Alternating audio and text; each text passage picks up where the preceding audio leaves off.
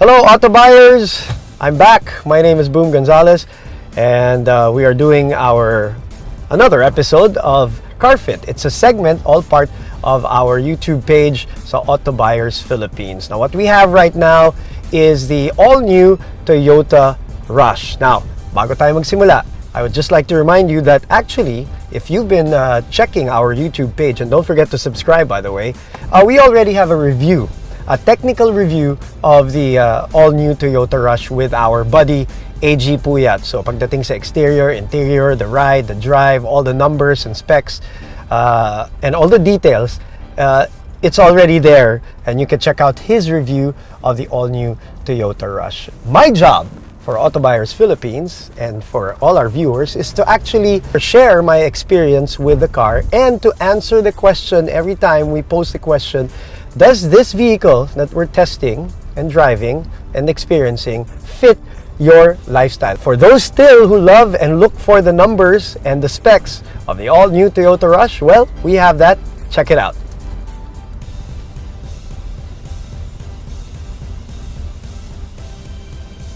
Okay, so let's talk about the exterior muna, yung labas, ano.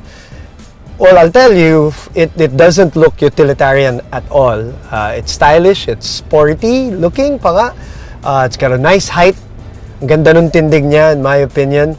One of my favorite parts dito sa harap ng Toyota Rush yung those lights na medyo manipis, makitid lang, and then it just flows and integrates into the grille so seamlessly.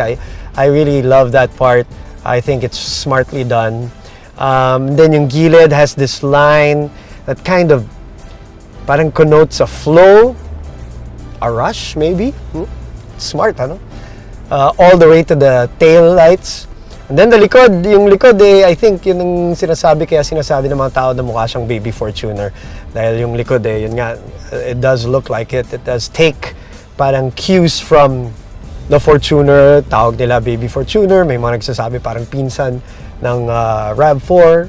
So exterior-wise, I think maganda yung tindig ng kotse. I think people will love it. I think it catches a lot of eyes. Yun ang na-experience ko in the 1 week that I've been driving it. A lot of people look at it, you know. So it does.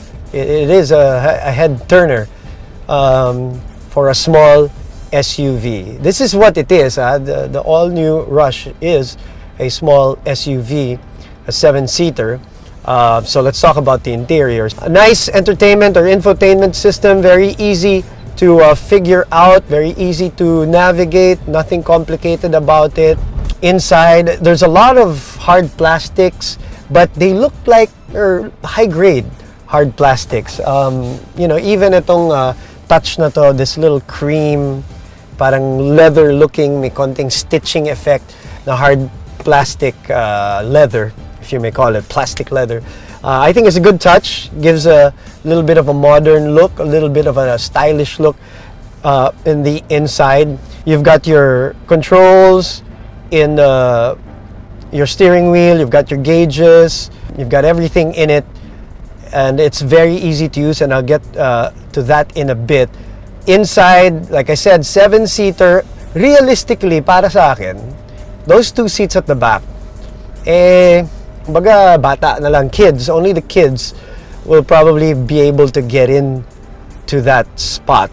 That's realistically. In my lifestyle, I will fold those seats all the time. Kasi diyan ko ilalagay luggage ko, bags ko, damit ko, mga sapatos ko, for my everyday work, laundry even.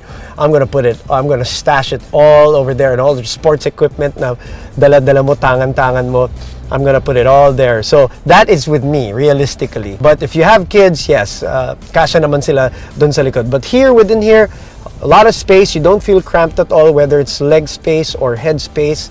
I think it's just right for its segment. Another thing I wanted to add about the all-new Rush is it feels higher than it really is. I know it's a small SUV, pero it has this, I don't know inside. Again, this is just my personal take on it. Parang it feels higher than it's supposed to be. Which means also for me, yung driver's view to me, it's so good. It's perfect. It's wide, it's high, I see everything, no blind spot. I think to me that is a great height for the driver's view. Alam mo, pag may dalawang klaseng bumibili ng telepono, alam mo, pag smartphones, right? The ones who like those smartphones and really take time to navigate through the phone, try to see what this app does, try to see what this phone does, and all that. And then, meron yung mga gusto, it's still a smartphone, but they use it in the most basic and fundamental way. They don't want to figure it out. They don't want to have to sit down for 2 hours to figure out that phone. This is what I feel about the all-new Toyota Rush 2. You come in, you get in, and you drive it. You don't feel like you need to sit down for 5 to 10, 15 minutes, look at the car, see what this button does, see what this thing does.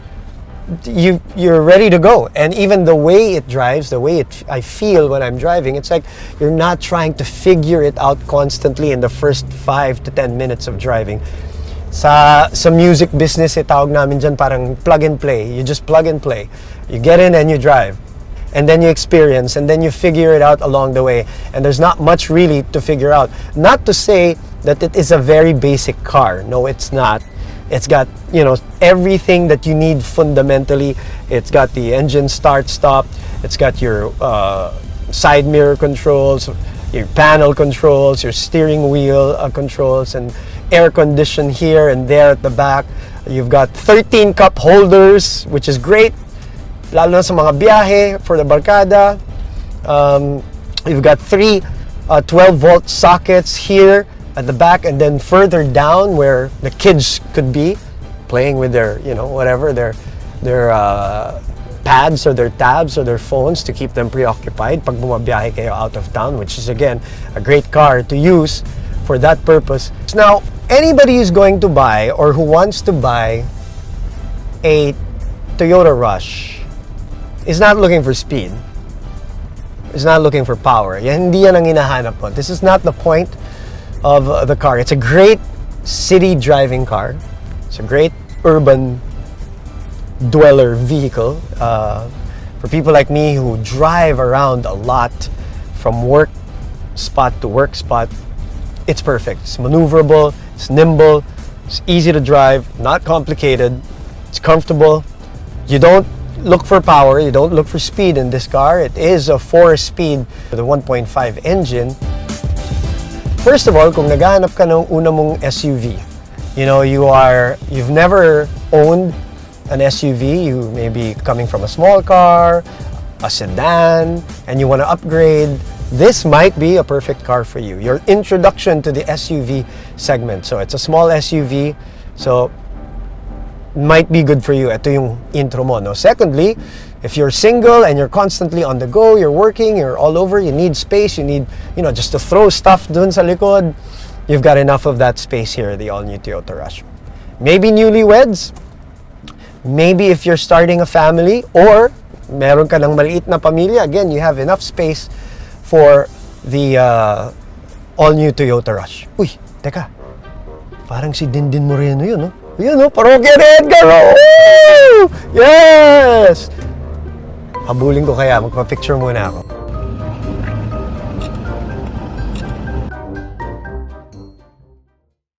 Okay, meron din nagtanong sa akin on Instagram. Magandang tanong siya. Pogi ba siya at pwede siyang pamporma? That's a very practical question. Now, here's what I think about how to answer that question. And thank you very much for the questions, by the way. Yes, I mean, you can see that it looks good. It's the kind of car na pwede mong dalhin sa trabaho, iikot mo sa Metro Manila kung ganyan yung klase ng trabaho mo. Pwede kang mag-out of town, pagbalik, uwi, ligo, diretso, gimmick, go to a friend's party, pick up some friends, pick up 5, 6 friends, and you wouldn't worry about whether it don't look good or not. Well, the car is also made for that. I think you should not worry about that. I think his name was Peter. He was asking me whether it still looks good, not only from a practical standpoint, but if you can use it to go out with friends. So Peter, thumbs up. when it comes to that too. So, that is my experience and our experience dito kasama ang all-new Toyota Rush. This is the 1.5 automatic version of it, the Bordeaux color of the all-new Toyota Rush. Please share with us your thoughts, hit us with some comments, ask us some questions, and make suggestions, especially kung ano pa yung gusto nyo makita na may review namin dito sa Autobuyers Philippines. You can check out our Facebook page, Autobuyers Philippines, like us, don't forget, and of course follow us on Instagram, Autobuyers PH. And please subscribe to our YouTube channel, Autobuyers Philippines, so that you can check out not only the car fit segment that I host, but of course all the other segments that we have and all the other reviews that are already posted on our YouTube channel. Again, it is Autobuyers Philippines. Again, my name is Boom Gonzalez. Thank you very much for joining me. Till next time, drive safely.